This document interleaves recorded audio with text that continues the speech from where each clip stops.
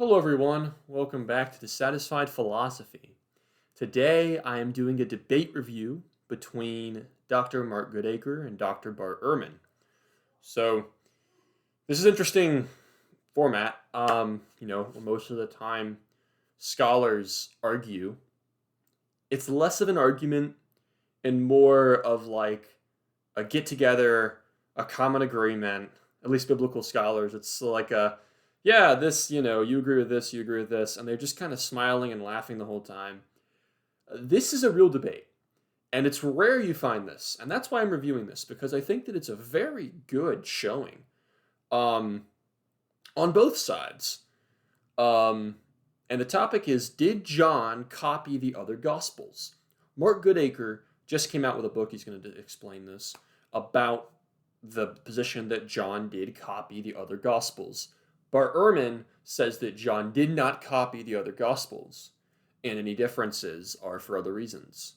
And any similarities between John and the other Gospels are for other reasons, right? So I'm going to give some commentary. We're going to watch the video, and I'll pause as needed and kind of give my thoughts on the arguments that they're making. So, with that said, let's begin. We'll get right into some brief introductory statements, about 2 to 3 minutes each. Give us an overview of where do you stand on this essential question of did John know the synoptics? And I am confident the conversation will flow from there. Welcome to Dr. Bart D. Ehrman, who has written or edited 36 books, including 6 New York Times bestsellers. His college textbook has been the #1 bestseller on the market. Bart is the James A. Gray Distinguished Professor of Religious Studies at the University of North Carolina, where he has taught thousands of students and won numerous awards. And welcome to Dr. Mark Goodacre, Professor of Religious Studies at Duke University in North Carolina. He earned his MA, MPhil, and DPhil at the University of Oxford. His research interests include the Gospels, the Apocryphal New Testament, and the historical Jesus. Goodacre is the author of 5 books, including The Case Against Q, Studies in Markan Priority, and The Synoptic Problem, and the 4th Synoptic Gospel. And I suppose that has to be updated because we have a brand new release from Dr. Goodacre, the 4th Synoptic Gospel, which will be a key in our discussion today. And I also want to point out that if you are listening to this, you can actually get a copy of that book for free with us. If you haven't yet taken Dr. Goodacre's semester-long introduction, The Mysteries of the Synoptic Gospels, I will throw the link to that course from our website in the chat. You can actually get a copy of that book free for a limited time. So if this discussion makes you want to read that and you haven't yet done so already, now is the perfect chance to do so. With that, I want to roll right into introductory statements. So let's hear from you, Bart. We've got this question: did John know the Synoptic Gospels? In brief, what is the view that you will be espousing today? Yeah, all right. So, thank you. Thank you, Megan, for doing this. And thanks, Mark, for doing this. So, let me tell everyone else, I'm excited to have this conversation. Mark and I have known each other, I don't know, Mark, 30 years at least, I think. Yeah. And we've been close colleagues at Duke and UNC for 10 years. We see eye to eye on lots and lots of things, but we also have a number of disagreements, and usually those center on the sources of the Gospels, as it turns out. But I've got to say, Mark and I have never sat down and had a long talk about any of these things, so far as I know. I mean, we've kind of, in groups and things, but. Let me just say about this particular topic, I'm not at all averse to the idea that John knew Matthew, Mark, and Luke, but I think that the evidence is very thin. Um, I'm not saying I think Mark is thin. Uh, well, he's actually in incredibly good shape, Mark. But I think Mark makes the best case possible for it. But I still think the case is thin. Let me tell you my basic view of it. And to do that, I'm going to kind of look at the big picture.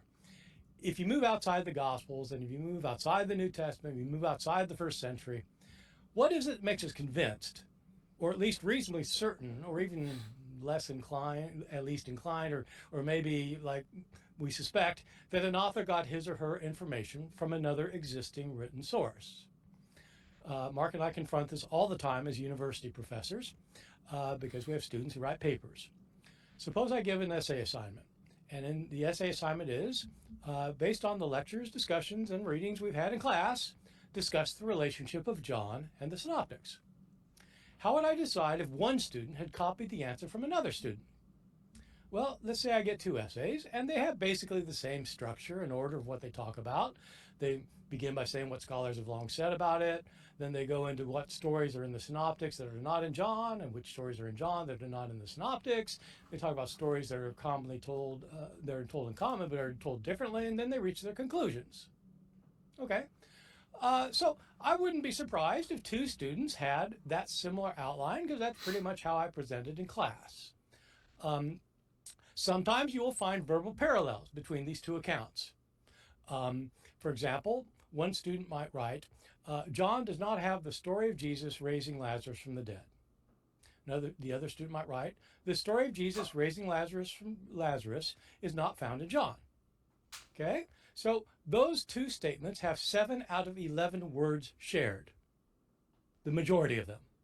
But there's no reason to think one copied the other. They're talking about the same thing. It's the kind of thing you would say with shared words. You could, one might say the gospel scholars have long questioned whether the author of John knew the synoptics. The other might say the question of whether John knew the synoptic gospels has long been debated by scholars. 9 out of 15 of those words are the same. So, as it turns out, in this case, most of both of these essays are dealing with different examples in John and the Synoptics, and most of these examples they have, most of their papers have no overlaps at all. They have a few small overlaps like that. The large majority of their paragraphs are completely different. Paragraph after paragraph after paragraph, not overlapping at all. Would, on the basis of that, I say that one of the students must have used the paper of the other? I'd say no. They both had access to similar sources, the lectures, discussions, and readings that we had. But suppose 2 of them, the 2, have numerous sentences that are virtually the same, and 1 or 2 paragraphs that are identical, word for word. Well, then I'd say, okay, one's copying the other. That's what we have in the case with John and the Synoptics. We don't have entire sentences going on that are the same. We don't have paragraphs that are the same. Typically, we assume the 2 authors are independent if they're writing about the same thing, unless we have reason to think otherwise. If you see 2 articles on the Supreme Court decision or 2 accounts of yesterday's World Series game, they'll often have the same materials, often in the same rough sequence, sometimes with verbal overlaps. For example, you might have 2 articles about the back-to-back home runs that the Dodgers hit in the 7th inning last night, and there'd be verbal overlaps. But if you wanted to argue that one had actually taken the story from another and was influenced by that story, I think you need to have substantial evidence, and I don't think that's what you have with John and the Synoptics.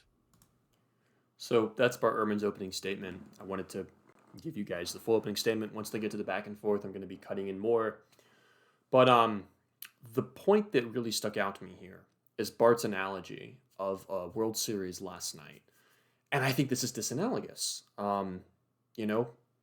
When we think about the relationship between the Synoptics and John, we're talking about texts that are at least, on a conservative estimate, let's say 30 years, 40 years separated from the events of Jesus' life.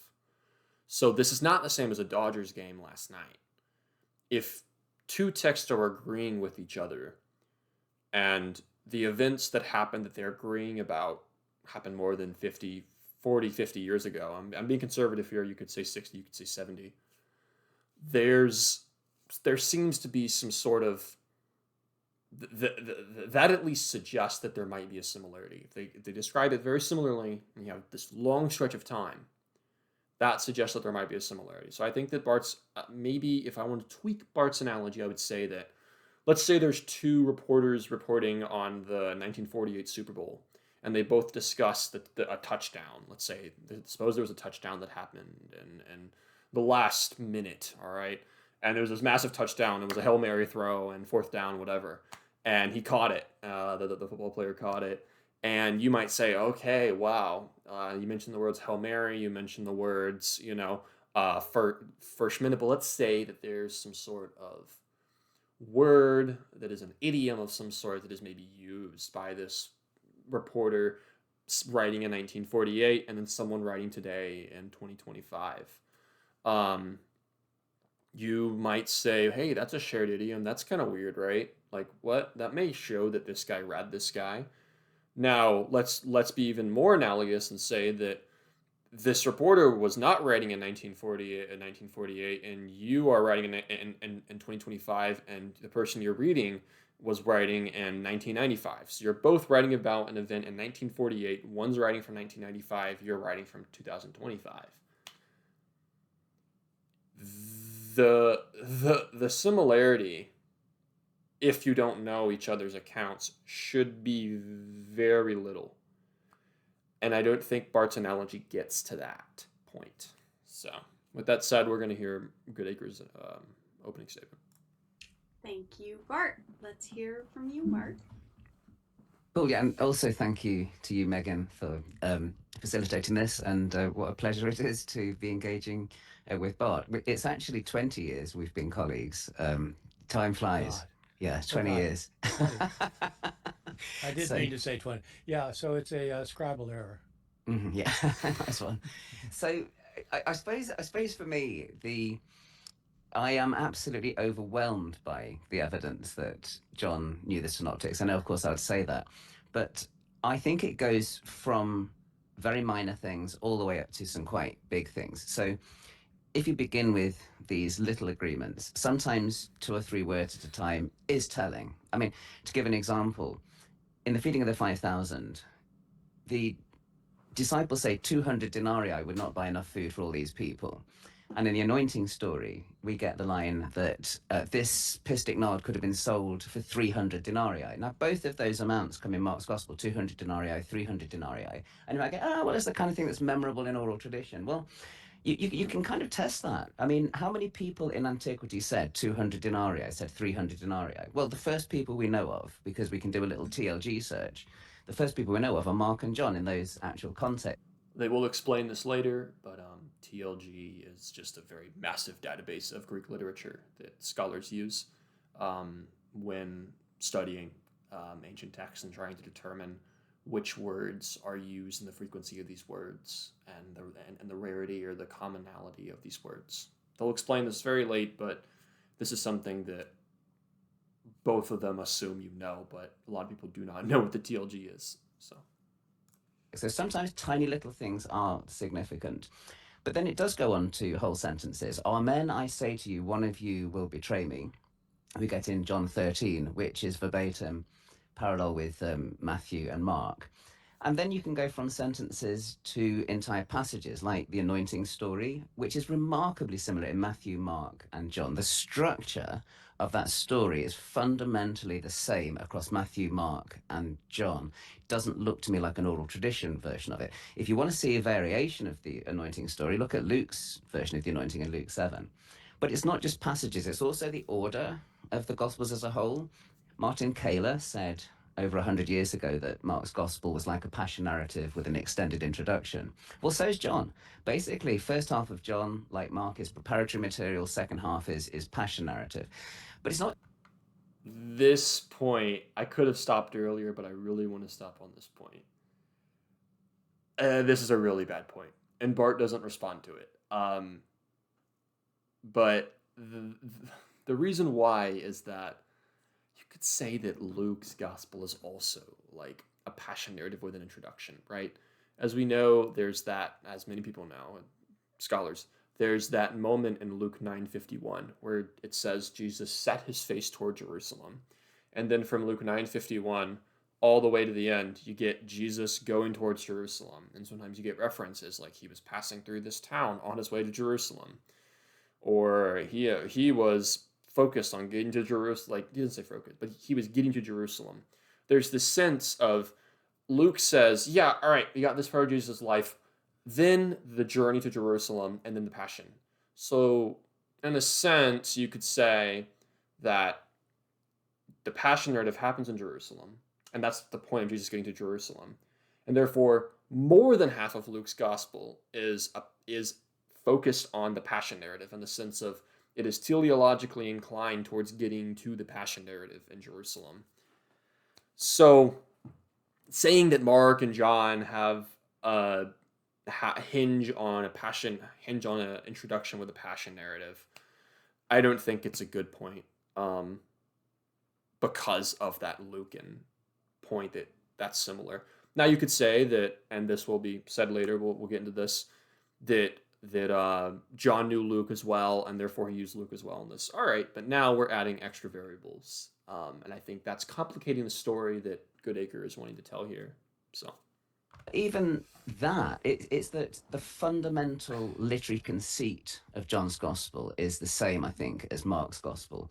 It's the idea that you have a Messiah, the Son of God, who hides himself frequently, and he is only retrospectively understood by the insiders of the story. And you can see that basically the resurrection is always the key. So I think Goodacre here. I think that maybe he's relying on maybe not the most updated scholarship, right? So what Goodacre's talking about here is this motif known as the quote messianic secret. It's the idea in Mark that whenever Jesus does miracles or wonders, he tells everyone, Shh, hey, don't tell a soul. Hey, don't tell anyone I did this, right? He sends people, hey, go to your house, don't say a word. And this is constantly happening, right? He tells people, don't do it. Sometimes they tell, sometimes they don't. But the point is that there is the sense of Jesus does not want people to know that he's the Messiah.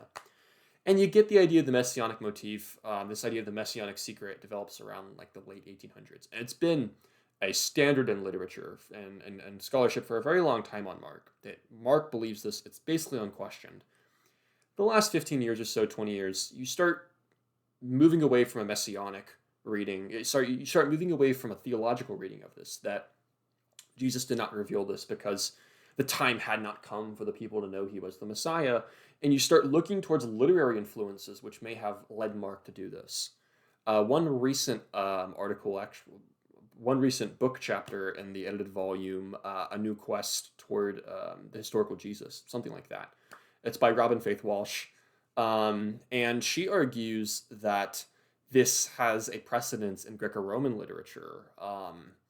These moments of wonders lead to people being silenced by the wonder worker, and then amazement. So miracle, silenced, amazement, and this is, she says, found in I believe it's Lucian. I believe it's Lucian. But it's a Greco-Roman author, and so my point of this is that what Goodacre is doing here is he's saying that this theological thing is Markan. And I think that you can make a decent case that it's not Markan, but it's more of a literary artifact of the late 1st century, early 2nd century. And therefore, John was writing at this time, and John, clearly knowing a lot about Stoicism and a lot about Platonism, as we can tell from the contents of his gospel, may well have known this literary artifact. And therefore, you need not posit Markan influence, but rather simply recognize that this was the idea of the time. Now, on the other hand, what's the probability that two independent authors would read, let's say Lucian, or I believe it's Lucian, someone will correct me, I think it's Lucian, would read two independent authors and be like, yeah, I'm taking that motif for sure. You know, that's a question. But this text was very popular. So I think that's a second question you could ask. But I think assuming that it's that it's a Markan theological motif, rather than maybe seeing it as more of something in the water, dampens Goodacre's analysis a bit. It's after the resurrection that the disciples remember what Jesus has been saying. That's basically John's own version of the messianic secret. Now, we might say that virtually all Christians in the 1st century were going around with a version of the messianic secret. I'm not convinced of that. I think it's such a bizarre way to tell the story. It's only... That's the point that I think recent scholarship is trying to make. Walsh is just one attempt, but moving away from a theological reading towards a literary reading. Or both, you could say both, but a literary reading has to be recognized, and I don't think Goodacre is doing that. So that's the point, is it really that crazy? Well, we have precedent. We have good precedent for it. seems normal to us because we're so used to reading the canonical Gospels. So for me, all the way from the minor little tidbits, little diagnostic shards, all the way to the fundamental literary conceits of writing the Gospels, I think what we've got are quite similar works here, John and the Synoptics. Is that about the right length of time? Yes. Thank you. Well, we have two very different introductory statements from you both there. I think I know exactly where this discussion is going to go. I want to turn it back to you, Bart, in case you'd like to respond to any of Mark's initial observations. Can I take the entire 70 minutes? No. Mark is absolutely right that we have to look at verbal parallels. And if there are striking verbal parallels, that will tell us something. I did a kind of a careful read of Mark's book, and and he has a number of these, and they are interesting. None of them I hadn't really noticed before. But let me just take one of the examples. The one he said, I think you did take up your pallet and walk. Did you just do that one, Mark? Yes, I didn't just now, but it isn't in the book. I do that. Yeah. Take okay. up your pallet and walk's a good one. In John 5. Yeah, well, I think it's your first example, actually. Yeah, so, in chapter 1. Yeah, so the deal's this. Those words, as in most of the examples, I think most of the examples one could find, the verbal overlaps tend to be one of two things. Most of them are either common words that people just say. Like if you have a passage that says, Jesus said so-and-so and so-and-so, then you count Jesus said as being part of the parallel. In other words, what you really want are key words, right? And so take up your pallet and walk. Those are 6 words in sequence. Mark's account of that, where those words occur, has 61 words. It has 61 words, and Mark counts of those 61. He says 18 of them are in common. They're shared. Well, it's because take up your pallet and walk is repeated twice. So he counts those same words twice. And the other words he counts are the word said and the word the and the word your. If you get rid of that, basically there are 6 words in sequence. And those, there's only 4 that matter. Arise, take, pallet, walk. I mean, it seems to me if 2 people are telling a story about Jesus healing a paralytic, that the words take up your pallet and walk are not going to be like weirdly like you don't need a written source for that.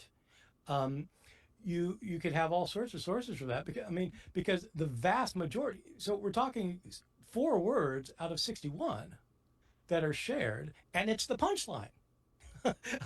And so and when you kind of go through the example, not just Mark's examples, but I mean all of the examples that one can think of, and it's even bigger than that actually, because that's only taking that part of the story. If you take the entire story of those 2 stories, the one in Mark 2 and John 5, Mark's story has 196 words in it. John's 5 has 108 words, and it's these 4 words in common that are the evidence. And they're the punchline. So I just don't think, for me, that's not persuasive. If I read a sports story that talked about the back-to-back home runs last night in the 7th inning, I'm sure you'll find numerous examples of that. And it's not that one report. So here's Bart again doing the last night story. And Goodacre never calls him, Mark never calls him out on this, but I do think that it's not a great analogy because, again, we are dealing with, let's say, a 1995 author and a 2025 author writing about the Super Bowl in 1948. So, but he's going to keep doing that, and I just don't think it's a great analogy for what he's trying to say. Copied the other. It's just that's those words are going to be in common within a long article. I'll go with just that for now. Sure. Yeah. Well, okay. Well, let me just respond to that one directly. I mean, obviously, if that was the only agreement, you could say, okay, maybe that one was coincidence. I don't think it is. I mean, the word for pallet, krabaton, is kind of a strange word. I mean, and Matthew and Luke managed to tell their story of the paralyzed man using words like bed, kline and klinidion, or little bed. So it is, and I think that's the only time that John uses that word is in that particular place. But yes, of course, if that was the only thing we had, it would be, we'd say, maybe that can come from oral tradition. But then when this keeps happening on multiple occasions, you do start getting a kind of cumulative case. And one of the things that I try and point to isn't just said, the, and stuff like this. Although sometimes those can be important, depending, if you get John saying said in a weird way, like he does in the Walking on the Sea. But Yeah, Goodacre makes a good point here. There are some moments, I don't remember this exactly the moment he's talking about the walking on the sea, but there's sometimes where like said is used in the perfect tense, so it's like irakin instead of like the normal like Aiden. So if an author is using the perfect tense of said and it's a similar type of story rather than using the simple aorist third person, there could be a sense here of like, well, you know, why are they using the perfect tense? We don't use that when we talk about Jesus. We say like Iesu Aiden or like Iesu Aiden. We don't use the perfect tense much. So Goodacre makes a good point here. Bart's just speaking very broadly, but it's a solid point to hone on. But the thing is that so many of the examples that you can find of John's parallels with Matthew, Mark, and Luke occur in strange expressions. So the thing like 200 denarii, 300 denarii, the reason I picked that out is it's kind of it's unusual. We can test it. And there weren't denarii found in Galilee and Judea in this period. So it's like a coincidence even of using a currency that is not Palestinian. And then I just want to throw in as well, just to give another example, where I'm not sure how I think about that point. Um, yes, it wasn't used during this period. Does the use of denarii indicate literary reading? You know, Ehrman's whole idea is the oral tradition.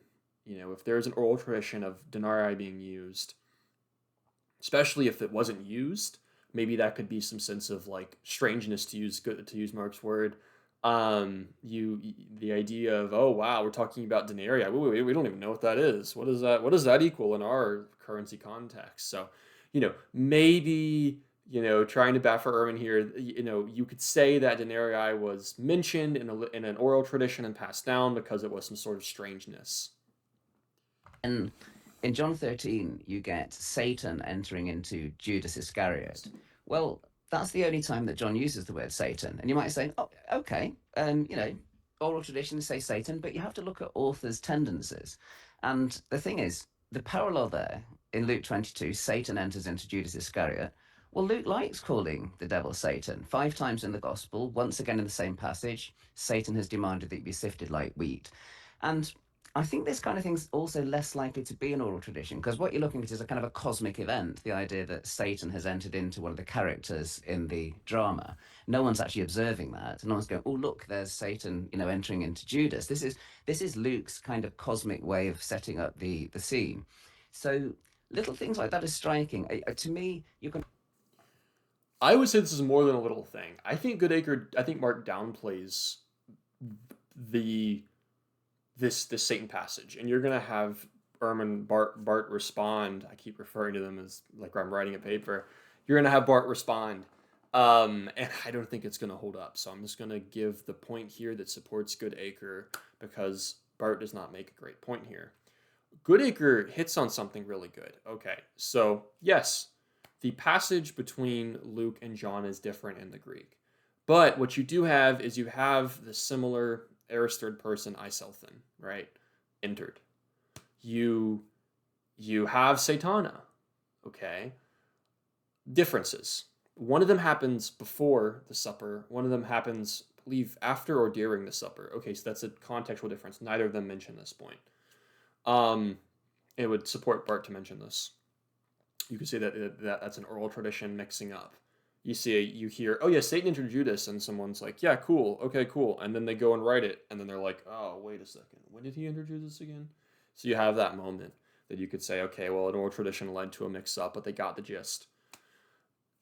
Okay, but I think this is the strongest point neither of them mention. John only mentions Satan in this instance. Satana is never mentioned again in the book of John other than in this instance. Now, what does that mean? Well, when we think about John's understanding of demonology or a devil figure, we think about this idea of the ruler of the world. A ruler of the world is mentioned a couple of times. The ruler of the evil age. Um, it sounds Pauline. I don't think it is Pauline, but it sounds Pauline in the sense of it is referring to some sort of ruler of this current world that will pass away. As John even says, and I believe it's chapter 14, Jesus says that there's that through the crucifixion, the ruler of the world will be annulled or something like that. Like literally, it's not through the resurrection for Jesus and John. It's through the crucifixion that the ruler of the world is annulled. My point of all this is that is not Johannine language to say Satana. It's not. John only uses Diablo, the other word for the devil, I think, like one more time, maybe twice. But Satana, nope, that's it. He prefers rule of the world, ruler of the age. And so this is starkly Lucan language. And I think that that's a really good point in favor of Mark. And I don't know why he doesn't mention it. But I do want to point that out just for the audience.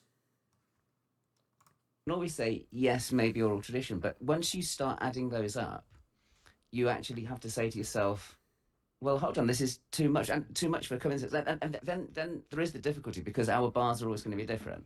I mean, Bart has an extremely high bar for literary agreement, and I have.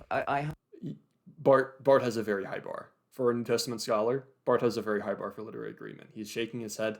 He does, definitely. Have what I regard as to me, when you look at texts in antiquity, it is frequently relatively minor diagnostic shards that will actually show us that one text knows another one. You've got to look for strange stuff, not just what the two reporters on the NFL game have said.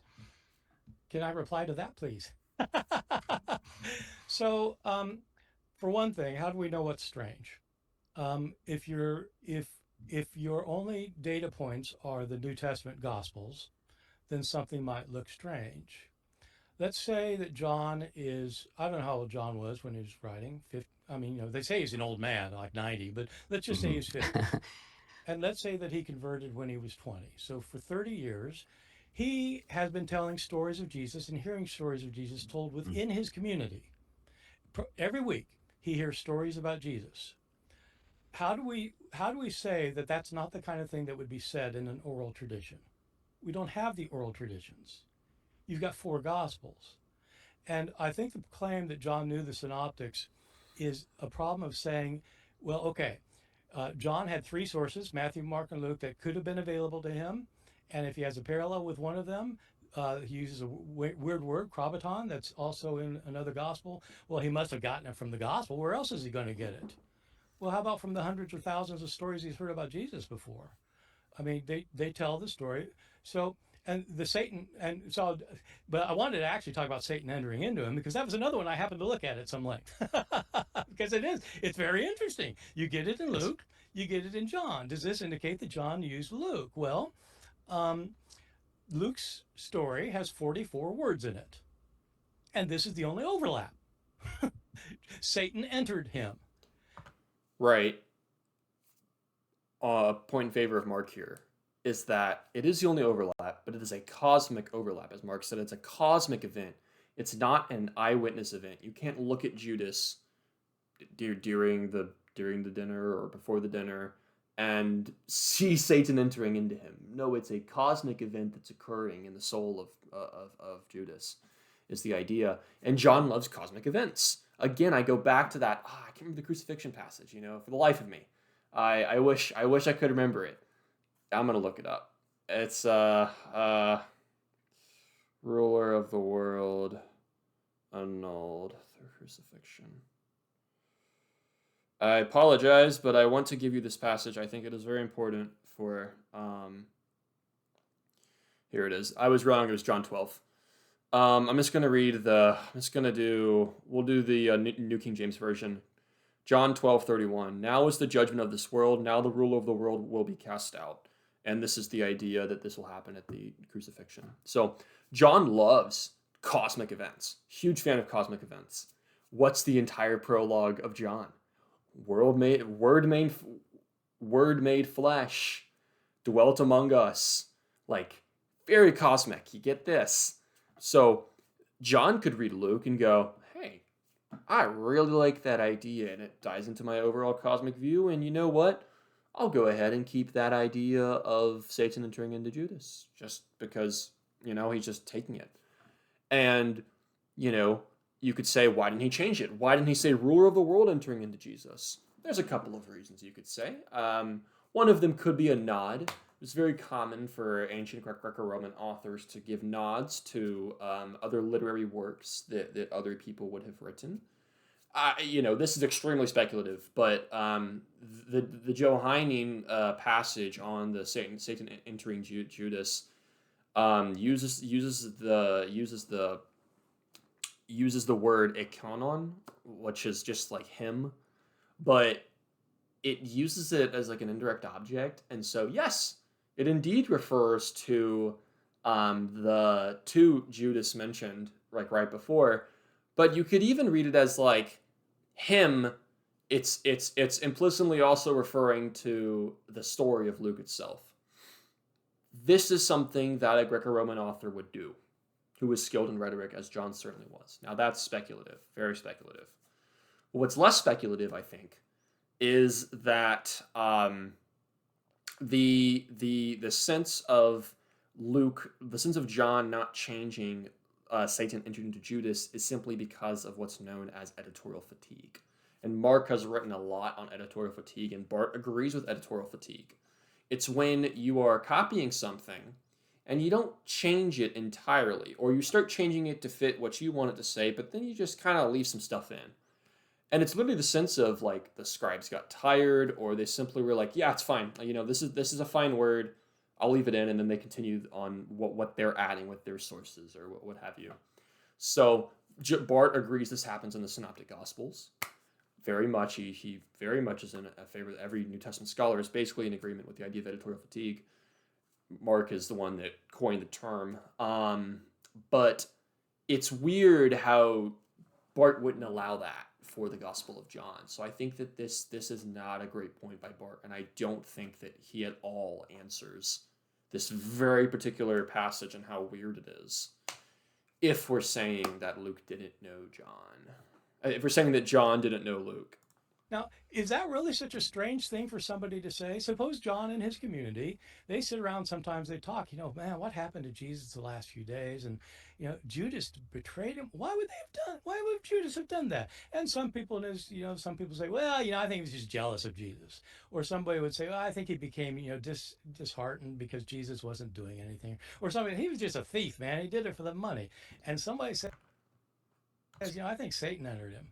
And so like let's say those are the four versions of the story. And John has one of those four. And he writes, Satan entered him. Okay, so I'm going to do another speculative point here, then we're going to allow Mark to speak. So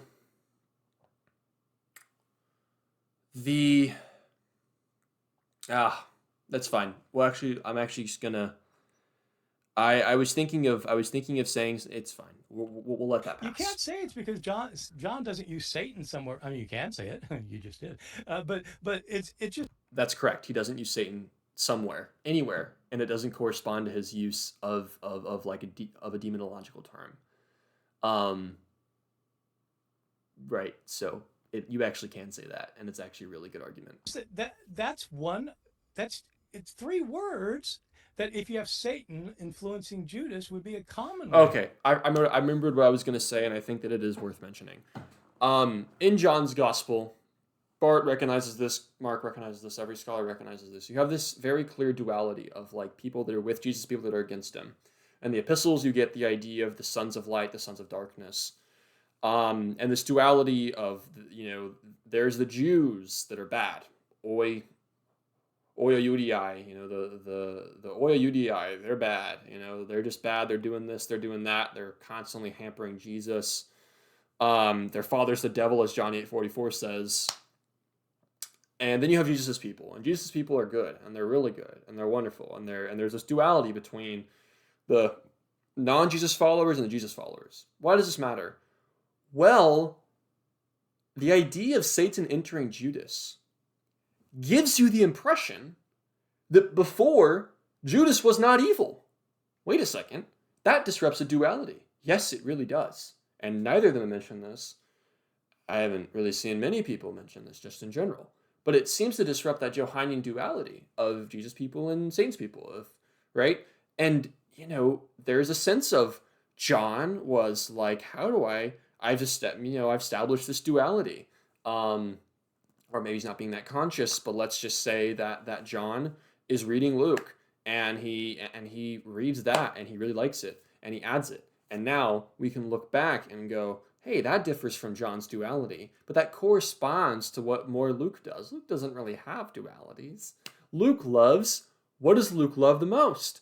Reversals. Luke loves reversals. The disciple who was all good, who is a disciple, follower of Jesus, becomes evil because Satan enters him. And that is a reversal. What is the whole idea of Mary's Magnificat in the Lucan infancy narrative, right? It ties into 2 Samuel and Hannah's speech, I believe. Yes, it ties into, I believe, 2 Samuel and Hannah's speech. The idea is that it's a reversal. Luke loves reversals, and he's doing that all the time. So the whole idea of bringing the poor and all of this reversal language in Luke is so common. It's not in John. It's just not. And so speculatively, you can certainly see that Lucan theology in the Satan entering Judas. It's a reversal of who a disciple is supposed to be. And that's why I think that Bart simply has no answer to why this is in John. Of saying it. So I'm not saying it's an accident. I'm not saying it's a coincidence that Luke and John have it. I'm saying that he had hundreds of sources, and those three words don't. And so you're right. It has to be a cumulative argument, but each part of the argument has to have some weight. That doesn't seem to me to have much weight at all. That has a lot of weight. But we agree that Luke is using Mark's gospel. Yeah. And Yes. so if Luke is using Mark's gospel, we know what his source is for this material. Yes. And Yes, so what we know. do is we're watching, and what we do when we look at Luke 22 is we watch Luke correcting, revising Mark in characteristic Lucan ways, throwing in a Satan thing with respect to Peter, throwing in a Satan thing with respect to Judas. And then we get to John, and John's using those bits of Lucan redaction, those characteristic Lucan Mark, pieces. That's your assumption he's using. No, it's not my assumption, it's my argument. I'm arguing that. Three words. Yeah. 3 words that are extremely important. And again, and Mark is basically implicitly saying, Bart, you agree with editorial fatigue, and Bart's going, yes, I do. The idea that Luke used Mark and changed things, but also left things, even if they don't exactly correspond to maybe what Luke's broader narrative means. That's what this agreement between the two means, is Bart is signing on to editorial fatigue, and Mark's just reiterating that. But then Mark says, yeah, and that also happened here. And then there's that moment of Bart not being able to say yes. He can't see the logical follow through. So that's what just happened. 3 Lucan words. I'm arguing that Luke is using Mark, and he's revising Mark in a characteristic way. You believe that Luke used Mark, right? So I Luke know is that getting Luke that. used. Okay, how do we know that Luke used Mark? Well, because of We things have like this. extensive verbatim agreements that go from line after line after line. We have entire sentences that are exactly the same for Luke using Mark. So my question is, what is the comparable evidence for John? Now, I'm not saying, look, I want to emphasize again. I don't think there's comparable evidence for John. I don't think that's a good question. It's what evidence is reasonable enough. I don't think Mark thinks there's I don't think there's comparable evidence. I haven't even decided what. So at the end, I'll explain my position on the topic. But Mark, I don't thinks there's comparable evidence for John knowing Mark as there is for Luke knowing Mark. That's a very silly argument that no one would hold. So I don't know why Bart frames it like that. It's not the best framing. I'm not using the synoptics as my standard. Okay. Right. Yeah. I'm using what you and I would use if we have 2 student papers in front of us. If 2 students had 3 words in. these two students are not trained in Greco-Roman rhetoric, mimetic, like the being able to engage in mimicry, which is very common in Greco-Roman education, learning how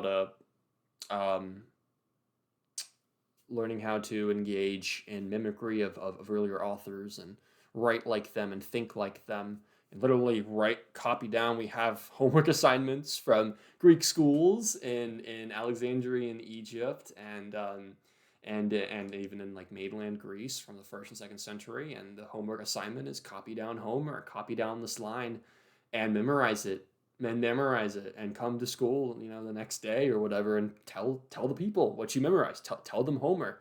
So then Homer will get in your mind, and you will start thinking like Homer, and you will start writing like Homer more just in your regular writing. I mean, we do that even today in a sense. When you read, I'll speak my background of continental philosophy. When you read Lacan, when you read Hegel, when you read Kant, it's going to change how you write. You read these journals, especially when you read in English translations, you're going to be using long sentences. You're going to be starting sentences with and but.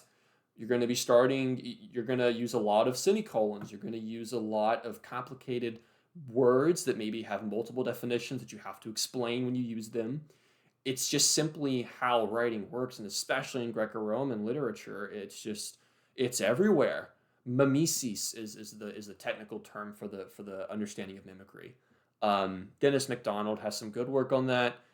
I'm in disagreement with, I would say, a lot of what Dennis MacDonald produces, but I think that it's an example of how you can read mimesis and how you can understand it in the context of the Gospels, though I think he goes too far in a lot of fronts. But nevertheless, his 2014 and 2015 book, his volumes 1 and 2 on Luke Acts, those are great. So I would say that, but anyway, we'll continue. Common, and one word they don't use anywhere else in their paper. Would we say, well, that's I mean, it'd be kind of evidence. But my point in drawing attention to Luke's use of Mark, though, is that we can watch, because we agree, we've got common ground that Luke's using Mark. We can see Luke making these additions to Mark. That's the point is that John is taking over those additions that are in distinctive language. How do you know he's taking them from Luke? Because they're the kind of things that Luke says, and we can see Luke saying them in Mark's actual setting. Who else? Nobody. No one said it. Luke's just made it up. Luke made it up. Yeah. How do you know that? Of course. How do you know he didn't hear that?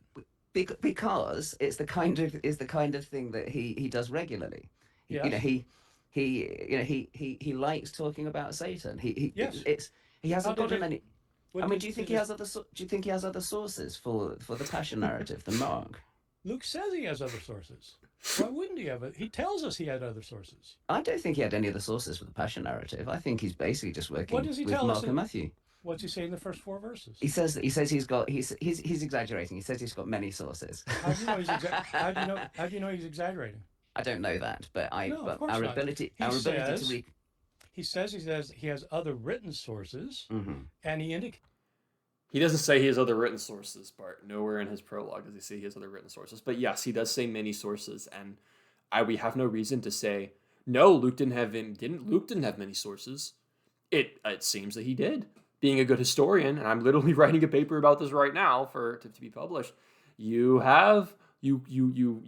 make sure you have a lot of sources before you start writing, especially in Luke's prologue when he's writing to a patron named Theophilus, addressing him with a imperial kratiste, which is like your excellency, usually an imperial term or a term of someone being in a very high status in society, which when you're in a high status in Greco-Roman society, you tend to be connected to the imperial family.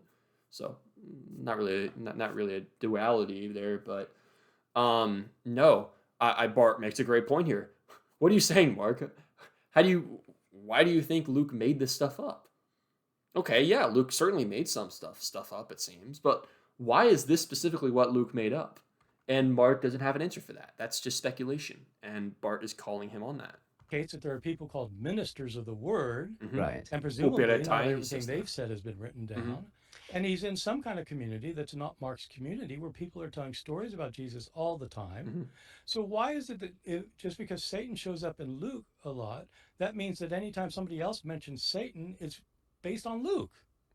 Well, it's not anybody else admitting. It's the point. It's in that exact same context, and I suppose It's not in the exact same context, and Bart's not going to call him on this, but it's not, right?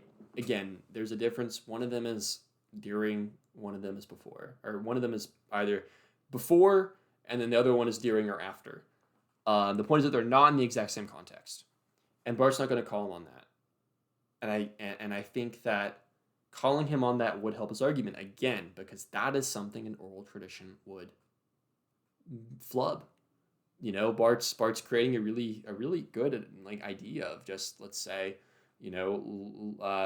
John's in community and everyone's telling stories about Jesus, and he's been preaching about Jesus for many years, and someone says this and someone says that, and he's like, oh yeah, okay, cool. Oh wait, he gets down to right. Wait a second. Oh, man, was it before? Was it during?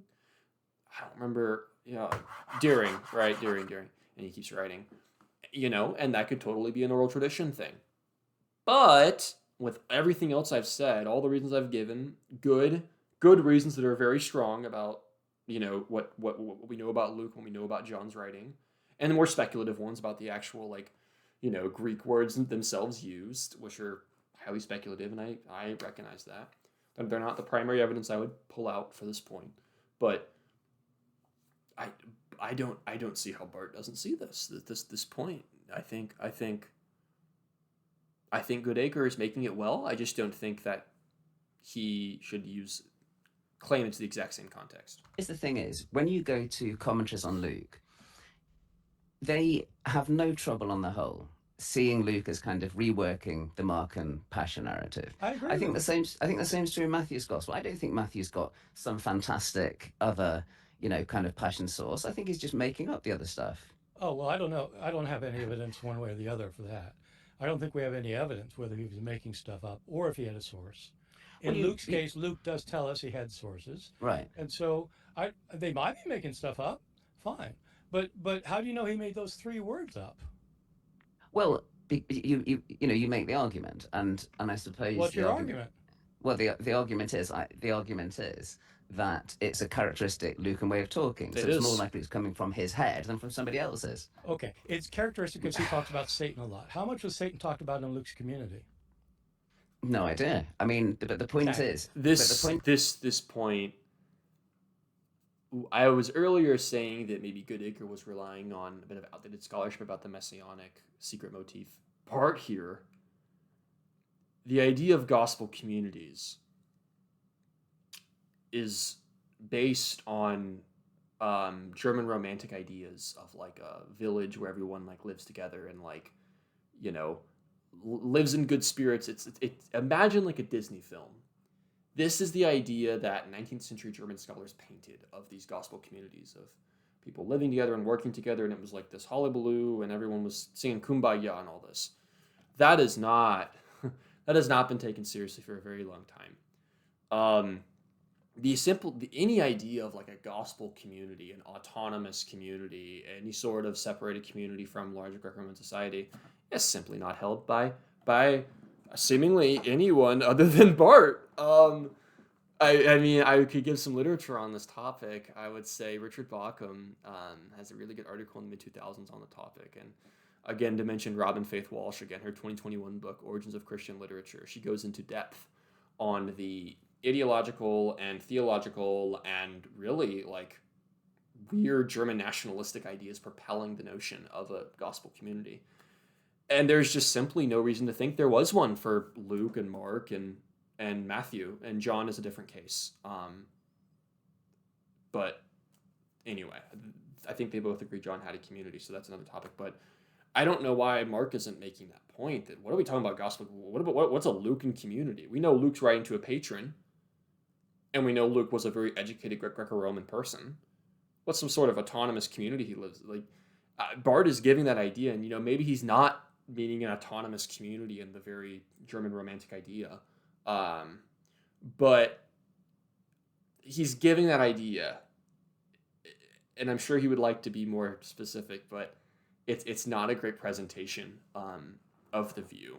So Is that it would you're still appealing to a Lucan community, which presumably has, this charismatic precisely. leader, at its head, who, I I mean, don't know that. I don't know that. Yeah. So Mark could be a little more. You're still appealing to a Lucan community, and I think Mark is trying to. He's hoping Bart catches on maybe to what he's saying. Like, oh wait, 2025 Bart, Lucan community, you know, and of course to be fair to Bart, it the idea of gospel communities. I mean, it was debated in the 2000s.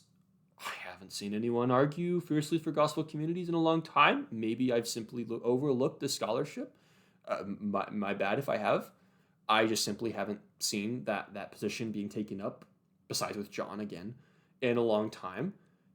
A Lucan community, it's just something that I don't think is widely held anymore for good reason. So it's just using that as a part of your argument is difficult. All I know is I don't know anything about his community. I know that there are by the time John is writing, there are probably 8 or 10,000 Christians in the world. mhm. Mm-hmm. All of them have heard stories about Jesus. All of them are telling stories about Jesus.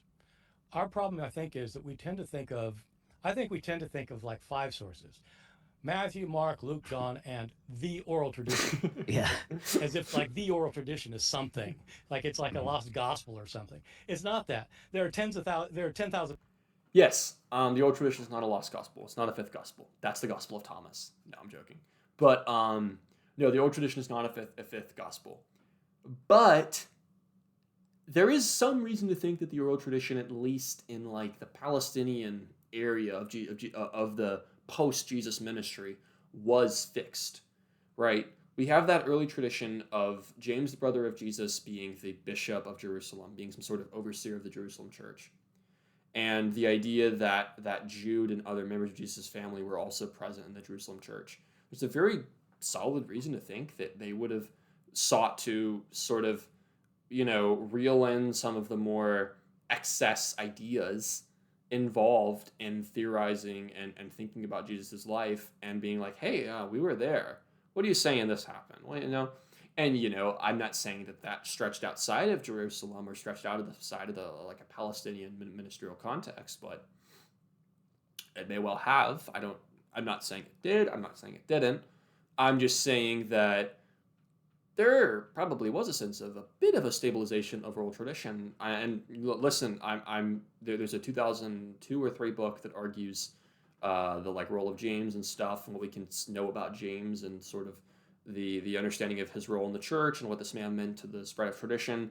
And then most recently, Joan Taylor has argued in her book, oh, it's on my shelf, Boy Jesus, that came out earlier this year, that she thinks that there is a good reason to see some sort of passed down tradition through the Jerusalem church. So recent voice, and then like a more standard voice on the topic, which the book that I'm referencing on James from the early 2000s, it's been heavily criticized. It's not perfect scholarship. I'm not saying that. What I'm saying is that it gives a good understanding of the topic, and I think it makes some inroads that people like Joan Taylor agree with. A voice like Joan Taylor agrees with us, so do with that what you will. But I think Ehrman's being a little loosey-goosey with the idea of no fixed tradition. So People telling stories about Jesus, and so they tell in But different ways. how do we know that? How do we know that? I mean, Well, How do we I know don't. that people are telling stories about Jesus? Well, obviously some people are telling stories. I'm not sure that tens of thousands of people are telling stories about 10,000 Jesus. are. There are about by the end of the first century. There's got to be between 8 and 10,000 Christians. Yeah, but we don't know they're all telling stories about Jesus. I agree with I this mean, point. How if do you you look at it, convert to believe in Jesus if you've never heard a story about Jesus? I'm not saying that they're not telling anything about Jesus, but when you look at the evidence of, you look at the Pauline epistles, Paul just got this tiny handful of Jesus traditions there, so Mm-hmm. the assumption that everybody was telling dozens and dozens of stories about Jesus, What do you think they're I'm not doing in so church sure. every week when they get That, together and worship? Are they not talking about Jesus? yeah, but it doesn't mean that they're telling the story of the Gerasene demoniac. No, I don't think they are all telling that. Yeah, I yeah. think sometimes they do. Sometimes they tell the stories about Judas. And the stories about Judas are, yeah, he was a thief, or Hmm. yeah, the devil entered into him, or yeah, Hmm. and so it's just like it's one of the things they say. So to say, to take the TLG, Hmm. people don't know what the TLG is, but you and I do. If you trace down the Greek words in written texts, that's Yeah. great. And you and I both agree that the best way to do an interpretation of a text is to get out a concordance. You know, Yeah. Yeah. I mean, Yep. forget commentaries and Yep. forget the lexicon. Just Yep. use your concordance, Yep. and that's a Hmm. great way to do interpretation. We agree on that, but this kind of thing of like a few words here and there, it just isn't cumulative weight because we don't know their sources. My point is, if you want to argue that one author used another author as a source, you do have a high burden of proof because there are so many sources out there that we don't have. Well, okay. Let's. I think. I mean, whenever we talked about these kind of things, I think we always run into. I tend to be a minimum sources person, and I think you tend to be more of a maximum sources person. So if we're looking for, I mean, the TLG. Bart doesn't like recognizing this point, but yes, he's very much a maximum source person. Um, very much. This is something that, yeah, I mean, I would say that maybe not maximum. I mean, a maximum source person would deny that, Luke knew Mark. Uh, but yeah, in terms of the normal scholarly debate, Bart's pretty maximal. For those that don't know, it is terribly helpful because it Yeah. does help us to say, is this the kind of thing that people in antiquity used to say, that it found its way into written sources? And the reason I pick out things like 200 denarii, 300 denarii, pistic nard, these really striking expressions, is because we can test it. We find that people didn't go around, as far as we know, from all of Greek literature, going on about pistic nard or going on about 200 denarii. You see, if I say the $64,000 question, I haven't got that from a literary source, I've got it from the culture.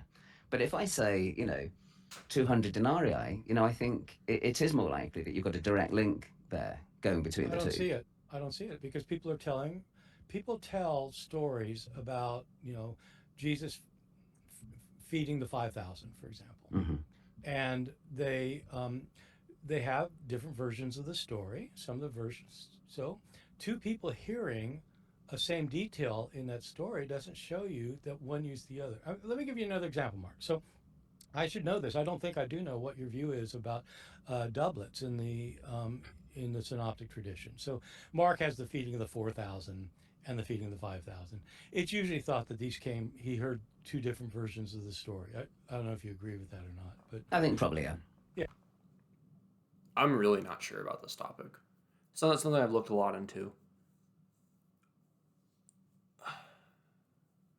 I would say I lean toward no. Genuinely, I think there are differences that are noteworthy between the two. But it's not something I've looked into, and it's not something I would write a paper on or argue. Yeah, okay. Well, if he has two different versions of the story, one in the feeding of 4,000, one in 5,000, I don't think that the explanation for those two similar stories is that Uh, one person who told the actually, five. I actually wouldn't even say no. I would just be in the middle. I don't think I could give a position either way. Like with the temple, I'm not convinced that there weren't two temple cleansings, to be honest. Um, so that would be a doublet that I'm simply not sure about. Yeah, I'm simply not sure. So I say feeding a 5,000, 4,000. It's an open question to me. Thousand story, borrowed it from the person who told the 4,000 person story. They both heard separate versions of it. And that's the same with this.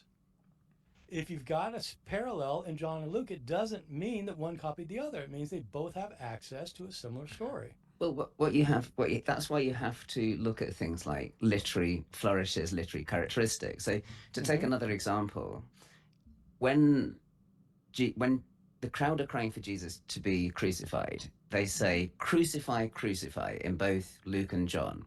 And three times, Pilate comes out and says, "I find no case against him."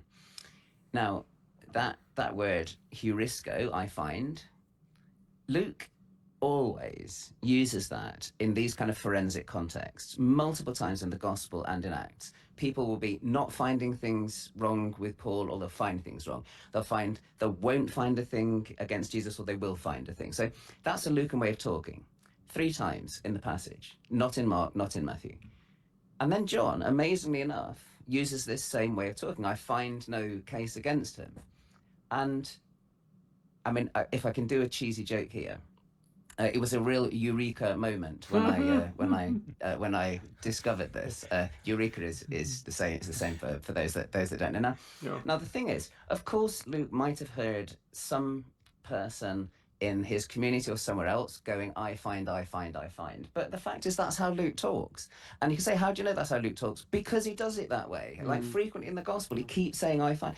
Now, John's gospel, it still loves all those kind of forensic, law court kind of way of talking, but this is the only time that he uses that language. So to me, it's just another example. It's like the Satan example. I think this one is less strong, but I think it's a good point. I mean, Luke is a historiographer. Luke's writing ancient history.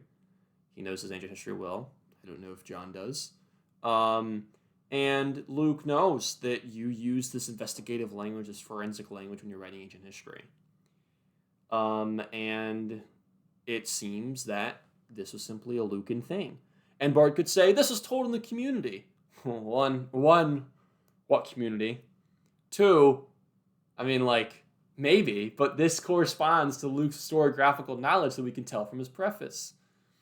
Right? So, this is not, it's not as good of a point as the Satan passage. It would have given, I'm glad he mentioned this one, later rather than starting with this one. But it is a good additional point in favor of Mark's point, and Mark says this is a cumulative case. It's not one passage make or break, it's a cumulative case. And I guess this is part of the cumulative case. Of course, we could say maybe there was an oral tradition source for Luke saying that, and John knew that as well. But since we know that that's the way that Luke talks, it's much more simple to think that Luke is revising Mark and John's copied the revision. I'm sorry. I mean, I know you argue this. You argued about Matthew as well, that he's using redactional changes. But it's because your database is restricted to 3 literary sources. It's not your fault. It's not your fault. Jump in here because this is great. I love having to interrupt you as little as possible. And I know you can go back and forth all day, but speaking of these sources that you're using as scholars, give us some insight. You've talked about the TLG. What is the TLG, and this is how helpful are for you people. using these resources to help explicate your views of whether or not these are truly verbatim agreements for those of us who do not read? I mean, I suppose since I brought it up, I better explain why I use it. The thing, so the TLG is this fantastic, it used to be on CD-ROM back in the day, but these days we just access it via our libraries on the internet. And it is a fantastic resource. It is basically the most massive concordance you can imagine. It has just most extant Greek literature in there. So it's a way of checking to see if some... No, not all. I was recently doing some work on Theodore of Malpuiestia, who has none of his work translated into English, and I was looking at a commentary on Colossians. Theodore Malpuiestia, commentary on Colossians, is not on the TLG. Had to bust open the Patrologia Goodacre for that one. So that's a physical book. It's not an online source. So something is like a really common way of speaking in Greek, or whether it's not. I mean, so the example I gave of Pistic Nard, Ben Witherington III always says this was the Chanel number. Is it Chanel number 9? Yeah. He always says it's the Chanel number 9 of its day. Well, it's not. It's never mentioned anywhere else in antiquity. First time it's mentioned is here in exactly the same incident, in exactly the same place in Mark and John. And the reason I know that is I've gone to the TLG to look it up. So that's where things like that come in, and that to me is one of the things that people often fail to do. They fail to check up on those sort of things. Mm-hmm. Thanks both of you so much. Audience, I would love to hear your thoughts on this question. So that's going to be the end of it. Well, that was wonderful. This is a sneak peek. I haven't paid for the hour and 15. you don't want to hear me talk for another hour and 15, because if they're talking for an hour and 15, I'm probably going to be talking for an hour and 15. But you know, this was a great debate. Like I said, this is a real difference between two extremely intelligent scholars who have contributed so much, and it's with disagreement, and it's with some polemic even, and some jabs, and just like good debate. And as a debate veteran raised on debate in my teenage years, it's good to see debates happening in the field that I want to specialize in. So like real debates, you know, voice to voice debates, face to face over the internet. But yeah, so this was great, and as you can probably tell, probably you could tell by halfway into this, I am in agreement with Mark. I think that John knew the other synoptics. I think John knew Mark. I think John knew Mark, and John knew Luke, and I'm not certain John knew Matt. I'm not sure John knew Matthew, but if he knew the other ones, I'm kind of like, well, maybe he did. I don't know. Matthew, it's a little bit of a question, just because I haven't like seen like any like super clear evidence for me. But I would be fine saying, yeah, he probably knew Matthew. I'd say, yeah, he probably did. You know, if we're doing a little bit of, you know, probability raising, but yeah. So I agree with Mark. I think Bart has, you know, I think he made some solid points. I don't think all of his points were great. I think some of his points were really not great. I don't think Mark made all great points. I think some of Mark's points were fine. Some of his points were good. Some of them were not great. And yeah, so I tried to be pretty balanced here. But anyway, thank you for watching the video, staying to the end. Go ahead and subscribe down below and like the video. And I would love to do more of these sort of reviews of whoever's debating, or an interview with like a scholar, you know. So I think this would be a really good way for just kind of make YouTube videos and already have a topic in front of me to talk about. So anyway, thank you guys and have a nice day.